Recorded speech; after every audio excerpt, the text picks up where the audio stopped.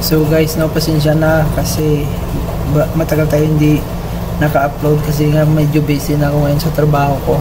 So mas inuna ako ngayon ng trabaho ko kaysa sa pag-upload ng video, pero sisimulan naman natin yung pag-upload. So ito na nga, no, nalinis na natin yung sa center ng shell ng Wind 125. So mag-assemble na tayo. So yan pala ay ang kanyang crankshaft. So binalik ko lang yan dyan, nilinis ko na yan, pero hindi matanggal yung kanyang makalawang. At saka yung next naman is yung transmission. So may kulang yung gear na nilagay sa transmission sa taas upang madali ilagay yung kanyang yung isang set ng kanyang transmission. At kasi bumabangga yun yung sa itaas kapag inuna mo yung sa ibaba.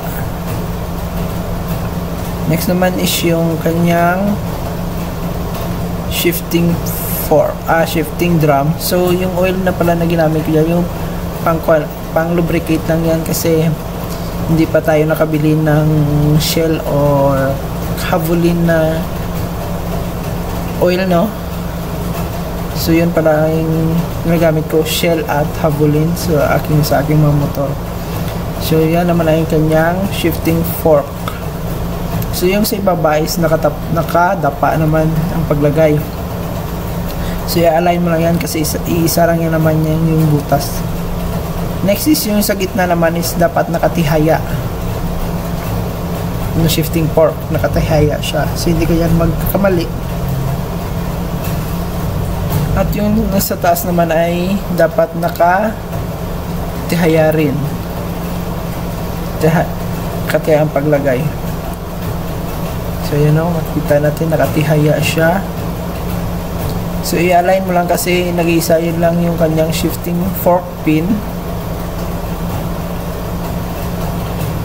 Hindi katulad ng sa iba yung dalawa yung kanyang shifting fork pin. So dito is isa lang.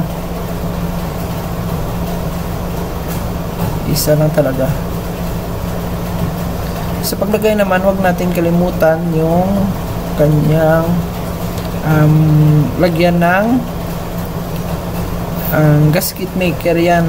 Kasi tatagas yan pag walang gasket maker kasi wala naman yung gasket na inalagay yan. So mas madali pala yung biyakin kasi may nakalagay na sungkitan ng screwdriver kapag yung biyakin na yung makina.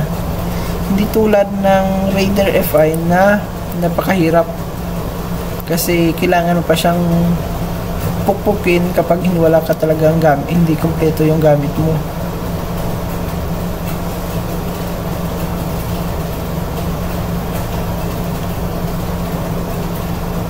So yan lang, lagay mo lang yan, hindi mo na kailangan initin pa, diyan kunting press lang talaga at papasok na siya. Hindi ka na mahihirapan. So yan pala ay kanyang mga bolts.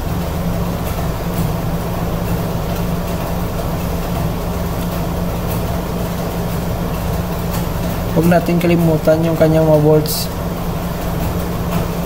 nilagay ng tama kasi pag kumulang yan, may tendency tatagas yung oil niya.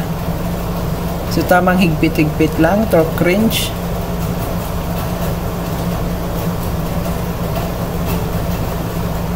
Para ginagamitan ko yan palagi ng torque wrench sa paghigpit kasi iwas lost thread, iwas tagas at saka maganda yung lapat ng crankshell. Kasi kapag mahigpit yung kabila at sa kabila naman ay hindi, may tendency yung aangat yung sa kabila na part.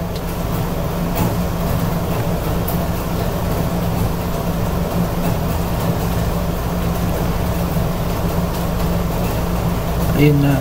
So dyan pala ay may dalawang bolt dyan sa kabilang side niya, sa clutch side. So huwag natin kalimutan yan. Dyan dalawa lang naman yan dyan.